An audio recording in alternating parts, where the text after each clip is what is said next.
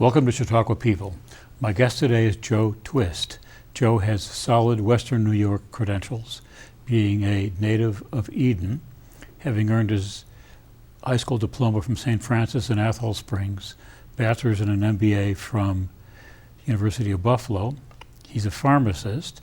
He's had 30 years in the pharmacy industry.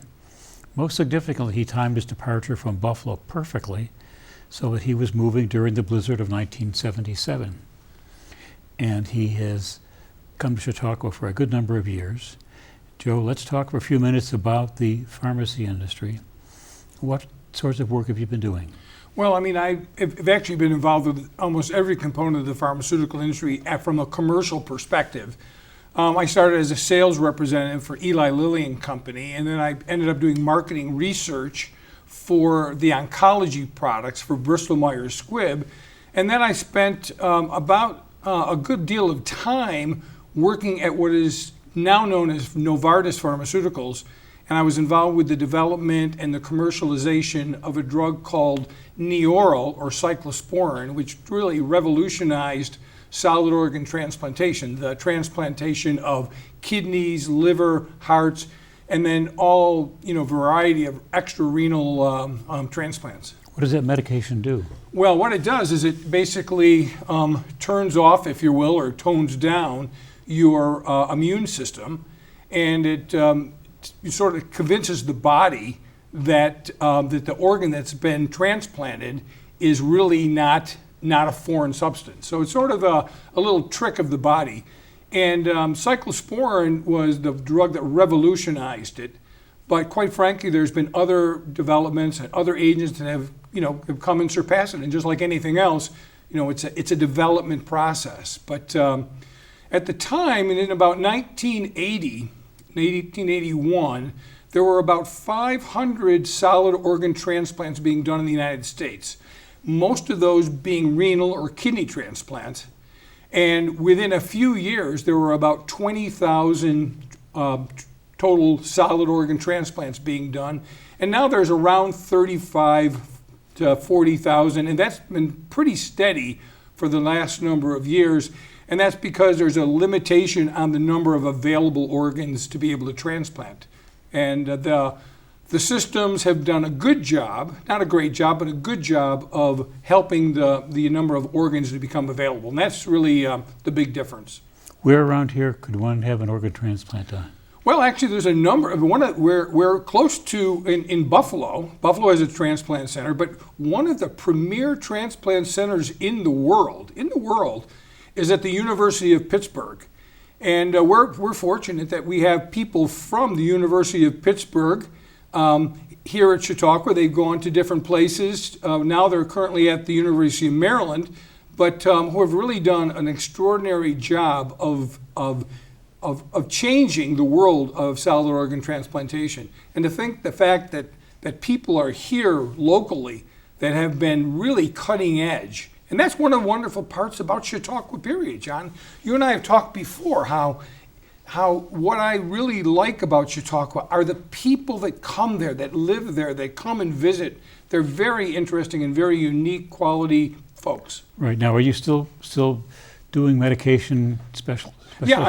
I'm still involved in strategic planning in the pharmaceutical industry, working primarily in oncology and to a degree now with cardiology as well. Mm-hmm. And how has treatment for oncology, for cancers, changed? Well, I think one of the things that really changed the most is the fact that the ability to give patients drugs that are not so toxic.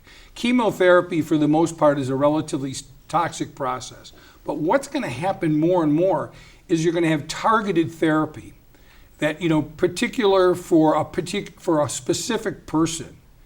And there's actually a process called CAR-T, and I'm not going to go through all the particulars of that, but what you do is you take your blood out, your T cells out, then they're modified in a laboratory, and then they're brought back and put into you, and they're treating you specifically. They're not treating a series or a wide range of people. That treatment is specifically aimed towards you with a particular cancer. Now, we're early in the development. These products are available on the market, but just like everything else, it's going to continue to get better and better.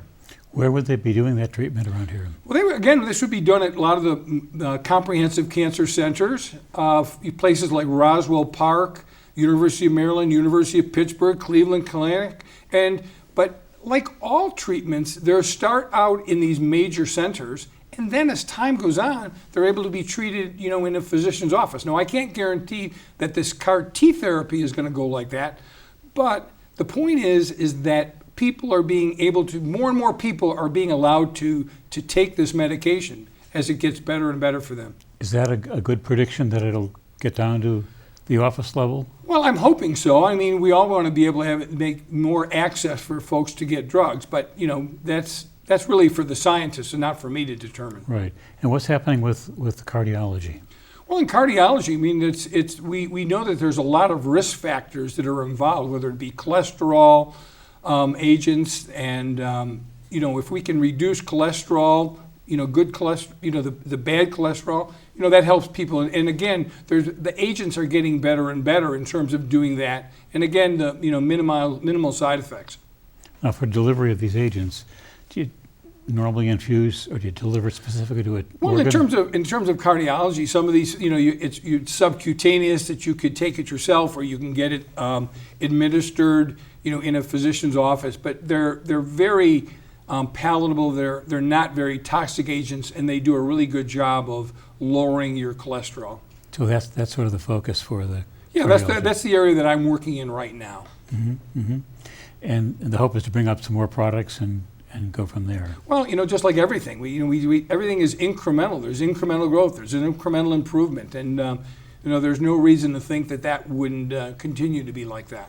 Now, when you begin a product like that, or with a product, can you talk us through the developmental process and the research process and evaluation, and then how it comes out of the market? Sure. From a broad perspective, there's that clinical drug therapy. Usually starts out in preclinical, meaning with animals, all right? Mm-hmm. And it's treated in that. And then if it's, seems to work in that, then they'll do what's called a phase 1 trial. The phase 1 trial is really aimed at making sure that the drug is not toxic, all right? Then what you'll end up doing is you'll go into a larger number of patients, but not huge numbers of patients, and you'll look for how is the toxicity continuing to hold up with more patients? But then they're really beginning to look at efficacy. And then if progress continues to be positive, they'll go to a phase 3 trial. And the phase 3 trial will have a much larger number of patients. And generally the toxicity framework is already understood, but it's not understood with large patients. And so the real focus here is in terms of efficacy. So would a phase 3 trial then be done at multiple medical centers? Absolutely. And does phase 1 need to be that broadly? Yeah, you'd probably have, maybe 8 or 10 centers. It all depends on the therapeutic area. It all depends on the number of patients that are available to be treated. Those are the kinds of things that would be involved in that. Mm-hmm. Now, have we seen in your watch some types of cancer have had better outcomes in terms of treatment? Sure, and a good example I like to talk about is testicular cancer, which is actually, in fact, a curative cancer. Many cancers, extend life. They will bring things. You'll live longer, but you may not necessarily cure the cancer. There are some therapies like CAR T in some instances when you will have cures, but testicular cancer is a cancer that now is truly curative, and it's a good plus. Now, in terms of female cancers, I mean the developments that are taking place in the variety of breast cancer is also very, very positive. But we're not talking about necessarily full-blown cures in every case, but we're talking about conditions that are going to certainly extend your life very significantly. Right, and so we remain hopeful. One last talk before we leave these medications. Tell me about cost and payments. Well, one of the things, as you know, it costs an awful lot of money to develop drugs. And it's because of the successful development of drug A to then get to drug B to get to drug C, which continues to be improved. Those are really the benefits that you come from, that come from the improved care in pharmaceutical development. And quite frankly, a lot of the reasons why many of us are living longer has to do with the development of cardiac drugs. The better improvement comes in oncology because of oncology drugs. So, and it's a bright future for the pharmaceutical industry, and therefore it's a bright future for all of us who are getting older and need to be cared for. Mm-hmm. At what point do insurance companies take responsibility for these? That's an area that I really am not. I'm not qualified to talk about. I'm more involved with getting those drugs, getting those therapies, getting those life-saving agents to patients. Okay. Let's switch gears then and get back to what we had mentioned earlier. How did you find your way to Chautauqua? Oh, that's a great story because honestly, my mom and dad always came down to Chautauqua Lake. They loved to fish. They loved what Chautauqua offered in terms of Chautauqua Lake. My dad was good friends with the muskie maven, if you will, a guy by the name of Spike Kelterhouse. And Spike was a terrific guide. And my dad was great friends with him, and I have lots of old pictures of my dad with Spike Kelterhouse fishing. So Chautauqua Lake was always a great place for us. But the Chautauqua institution, and as you and I are both of an age when Protestants and Catholics didn't always see eye to eye, and quite frankly, Chautauqua was not a very welcome place for Catholics during the late 50s, early 60s. And so even though I came to the Chautauqua Institute or the Chautauqua area a great deal, I'd never been to the Chautauqua institution. And I would bring my wife down here on dates, and we'd go to, with Glenn Miller Orchestra, we'd go to plays, and we really were enticed by it, but we always came in the evening. And all we saw was an older population. And then we came and vacationed here for a full week when our son Trevor, it was just, I think, 3 or 4 years old. And we left him with my brother to take care of. And what was unbelievable is we got here and there were kids all over. It was like I called it, you've heard of the graying of America? It may have been the graying of America, but it was the greening of Chautauqua. And there were kids and there were bikes and there were strollers and it was wonderful. And honestly, my wife and I literally fell in love, and this was in 1982 with the Chautauqua Institution. We didn't come in 1983, but we've never missed a season ever since then. So Chautauqua has really become part of my DNA. And then you came regularly. Did you find an accepting community for Roman Catholics? Oh yeah, and by the time we were there, the Catholic community was a wonderful place.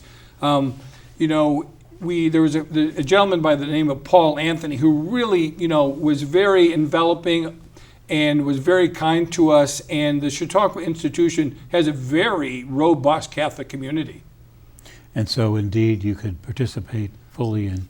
What are you doing now in the community? The irony is I'm no longer a Roman Catholic. Okay. I'm an Episcopalian. Okay. But one of the nice things to talk about is one of the active roles that I have within Chautauqua is I'm on the board of directors of the Chautauqua United Church of Christ Society. Right. And the society, the Chautauqua UCC Society, actually maintains 3 buildings we have just about 30 rooms that we rent out at a very reasonable rate to people that want to come to Chautauqua. And what are those 3 buildings? Well, the one building is called the Mayflower. The other one is called the Headquarter Building. The other one is called the Reformed Church House. Okay.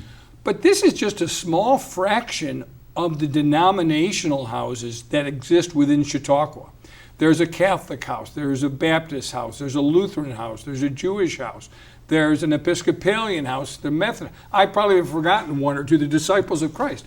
But all of these people, all of these groups, if you will, play a tremendous role in setting the complexion of Chautauqua. And what I mean by that is that because of the lower rates of housing that we're able to provide, mostly through philanthropy, we're able to get a large number of people to come to Chautauqua who normally wouldn't be able to afford to do that. But I think it's important to also understand how important the denominational houses are not only to the people, but to the institution as well. For example, at the Mayflower, which is one of the UCC homes that I just spoke of, over a season, we helped to generate nearly $200,000 worth of gate pass revenue. Now, that doesn't include someone, club or children's school, or someone going to a play or an opera. So it's a really symbiotic relationship. And I think in addition to that, it makes, in the old days, if you will, there were a lot of boarding houses, and there were a lot of teachers, and there were a lot of common people that came to Chautauqua. And what the denominational houses allow is to keep that common thread of folks coming to Chautauqua. But in addition to that, these folks also are very, very much involved with volunteering activities, whether it be in the choir, whether it be helping out in children's school or in clubs. So there's a lot of volunteerism that come out of these denominational houses. And one other fact I heard is that around 1/3 of the new people that attend Chautauqua are come there from the denominational houses, and then they may or not continue. They might stay at one of the denominational houses, but they may come for longer times and rent homes. Mm-hmm. But it's a really great introduction to the wonderment, if you will, of Chautauqua. And what kind of services does the denominational house provide then? Well, for the most, I mean, each one probably provides things a little bit different, but they provide a good moderate room, a reasonably priced room, less than $50, $60 a day, somewhere in that ballpark. There's generally a community kitchen, and it's community living. But the community living is a great benefit because one of the things that makes Chautauqua so special is the conversationalism that exists there. So people go, if you have an apartment or if you have a house, you go home and you may or may not have a conversation with somebody about the lecture, about the presentation, or about the performance. But if you're in a denominational house, you come and you have breakfast, lunch, and dinner. And you're probably having that breakfast, lunch, or dinner with a different person. So you're getting more perspective. And it reminds me of how important the Chautauqua idea was and is being lived out through these denominational houses. It sounds like living in some kind of college dorm. Yeah, it's very much so. And quite frankly, these, we're all, for the most part, it's an older group of people that stay in these houses, but there's a more and more of an emphasis on having families, young families, stay at these denominational houses. And some of them have scholarships, so people can write in, and first-time people would like to attend, may be able to get a price break even in the denominational houses. Who provides the scholarships? Well, I think, again, one of the things that makes Chautauqua run so well, and it's what makes the denominational houses well, is philanthropy. And people are willing to give money because they want people to understand and know what Chautauqua's like. Chautauqua, the Chautauqua concept is all about caring. It's all about sharing. And so if we get more and more people to do that, then they can go back home and say, wow, I went to this place in Chautauqua. I'm not sure I can quite describe it to you, but why don't you come next year with us and we can stay in the denominational house, whether it be the UCC house or whatever house, and we'll stay there next year and you get a chance to experience it without having to spend a lot of money. Now, the UCC house, you're involved in that board. Have they done some improvements recently? Oh, where any building in any process, no different than the drug industry, has to keep on improving. And so we recently installed beautiful new carpet in there. About 5 or 6 years ago, we put in a new kitchen, new tables. You know, it's one of these things where when we get enough money, we look at what needs to be done and we do it. And if we don't have enough money, we go look for somebody that will. Are the other houses in that kind of situation? Yeah, I can't speak for the other houses, but I just know intuitively that they're all doing the same thing. I know the Disciples of Christ in the last couple of years, you know, did a huge improvement. Maybe about 10 or 15 years, the Presbyterian house there did a massive renovation, and you know, it continues to improve and get better and make it more welcome for people to come and visit Chautauqua on a reasonable budget. How did an Episcopalian get onto the UCC? Well, quite frankly, I was one of those people that came and stayed at the Mayflower a couple times. Okay. My wife sang in the choir, so it was a good opportunity for her to be able to get rooms there at a reasonable rate. And I just saw all the good things that were coming from there. And I saw people that would not be able to have that Chautauqua experience if they weren't be able to come at a reasonable rate. And so to me, it was just one of those things that I wanted to lift all those people up, and I'd love to even lift more people up and let them experience Chautauqua. So you were welcomed outside of your denominational background. Yeah, and one of the things, I'm on the board, and there's most of the people that are on the board are on the UCC board are the United Church of Christ members. But again, they're looking for people with they're not looking myopically, but they want to look broadly. So there's a few of us that are not members of the UCC church. Mm-hmm. Now I understand these denominational houses have Tuesday afternoon social hours. What goes on? Well, what there will be is it really is a show. There'll be cookies and tea and punch, and it's just a way for people to get to know one another better. I mean, that's what Chautauqua is all about. It's all about relationships, and the denominational houses buy into this whole idea of how can I enhance relationships. But having said that, we at the UCC house on Monday evenings at 7:00, we have what's called a Taizé service. It's meditational. People can come in and pray. We have a chapel in our place, in our headquarters, which people are always welcome to. And there's a chapel in just about all of the denominational houses. I mean, the pillar of religion, is so important to Chautauqua. It's one of the reasons why I come there all the time. We can continue to come back. And we don't want to not have that spirituality there. Mm-hmm. And so it's a very important pillar. Is the Taizé, tell me a little more about that, where it came from. And well, the Taizé is, I don't know a great deal about it. It comes from France, and essentially there are a lot of candles that are lit. And as the sun goes down, it gives a nice spiritual, quiet feeling. And it's really a meditative experience. There's not a lot of communication in there. There's just prayerful, quiet meditation. So what day of the week is that normally given? That's on Monday night at 7:00, and it's not exclusive at all to the UCC. I mean, we get people, probably 50 or 60 people in our small chapel every Monday night, and they're from all denominations and non-denominations. And from the Jewish community. It's all about prayerfulness, and it's just a wonderful way to start your week. Yeah. Now, did your kids participate in Chautauqua? Oh my gosh.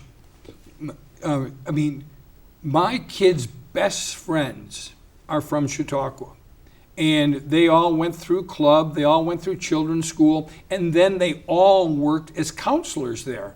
And it's been a terrific experience. I was out walking with my daughter today, and there was a friend of hers that stopped, and she was taking her daughter to afternoon club for the first time, riding her two-wheeler bike. And you see this all the time, this intergenerational experience, and it's all these people that come here to share these relationships. I come back to how important relationships are, and Chautauqua really spoke to me about relationships. We saw that right away, right from the start. And so your next generation has continued that, presumably a further generation down in your family. I've got my granddaughter is there with us for 5 weeks. Great. I got my other daughter's son, grandson, and other grandson, granddaughter, grandson, and grandson. They're all coming next week for 2 weeks. And then my two oldest grandchildren, they'll be coming in for week 7. So, it's a family affair. And Chautauqua is all about family affairs. So you normally have then a 3-generational household most of these weeks. That's right. Is it difficult to rent a house that accommodates that many folks? Well, I mean, it is, but it's one as you would imagine. It's not inexpensive to do that. Right. And to find one that's that big is not real easy. And it's having different families all living together. It's not the simplest thing, but it works. Mm-hmm. And so you do the planning carefully and make it happen. Well, my daughter sent me, and I actually continue. I have a spreadsheet that shows me who is coming when, and when they're coming out, and it's great fun. And we also have 3 dogs that are there right now, so that's it's a very fun family and family affair. How much sleep do you get with that many people in the house? Well, I think that's why we don't necessarily go to all of the late programming. Okay. My wife and I will sort of hunker in a little bit early, but and my wife, wonderfully, now she works as the bus monitor for children's schools. So one of these little yellow buses that goes around. She greets the kids every morning at the various stops, get them on there, making sure they're sitting comfortably, and then after when children's school is over around noon time, she brings all those kids home on the bus, and again, it's this relationship, it's this kind of love that exists, and that's one of the beautiful things about Chautauqua. Now let's go change gears. A question I love to ask. You're a local Western New York person. You've had a great career that's taken you overseas for various purposes, and we talked about a meeting in Britain. Let's say a young Chautauquan comes to you, expresses an interest in pharmacy, doing the sort of work you have done. What would your advice be? I would say, bring it on, because one of the beautiful parts of I've had a career of helping people, and I've been able to now look back and see that career where the care of cancer patients, cardiac patients, transplant patients were back in the 1970s, the early 1980s, and see how that changed. So for me, it's been a wonderful experience to be able to see the development, and that development isn't going to stop. I mean, it's so hard to imagine what the changes are that are going to take place, but people working together and with a common goal of trying to do things for better for mankind, humankind, is so important, and it's been a terrific run for me. I've just been delighted with my career. Are you planning on quitting anytime soon? Well, people ask me that, and I don't want to quit. I want to stay working as long as I can, as long as I'm healthy, because one of the wonderful parts is I get to mentor young people, really smart people from really big-time schools, and they respect my gray hair. I mean, some of my best friends that I play either golf with or pickleball with are people that are in their 40s, and they're younger people than I am, and I just love that experience, and I'm just delighted to be able to do it. And I have no plans in the immediate future to work unless I can't do it for health reasons. This has been terrific. We're out of time, and we could keep on going, couldn't John, we? it was Thank you so much. great to chat with you. And do come back. Thanks.